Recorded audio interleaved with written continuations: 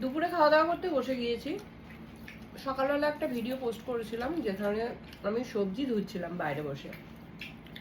সেখানে আমার এক বন্ধু কমেন্ট করেছে, প্রীতিকণা মণ্ডল, যে সবজি ওভাবে কেটে ধুতে নেই, তাতে গুণাগুণ নষ্ট হয়ে যায়। হয়তো হয়, কিন্তু এখন যা সারের যুগ, আমার মনে হয় না সবজিতে কোনো গুণাগুণ থাকে। আমরা পেট ভরানোর জন্য খাই। তবুও হ্যাঁ, ঠিক আছে, তোমার যুক্তি মেনে নিলাম।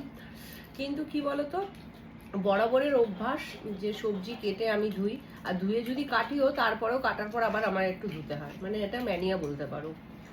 তা এই হচ্ছে ব্যাপার। আর যেই সবজিগুলো ধরো ধুয়ে কাটতে হয়, যেরকম পেঁয়াজ, এই ধরনের জিনিসগুলো তো আমি ধুয়েই কাটি।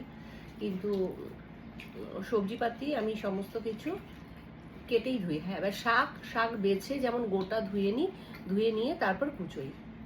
কিছু কিছু জিনিস যেমন ধুয়ে কাটতে হয়, কিন্তু লাউ ফাউগুলো না আমি বরাবরই মানে ও কুচিয়েই তারপর ধুই। মানে এটা কি করব, বদ অভ্যাস হলে বদ অভ্যাসই। তা চলো খেয়ে নিই। না, আমি একটা কমেন্টের রিপ্লাই দিতে চাই।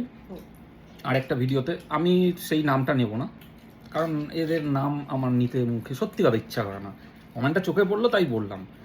সে বলছে যে এরকম ভিডিও আমরাও বানাতে পারি, এইসব ভিডিওর মধ্যে কোনো বিশেষত্ব নেই। সত্যি কথা বলতে আমাদের ওরকম ক্যামেরা ধরার লোক নেই, তো সবাই কাজে বেরিয়ে যায়।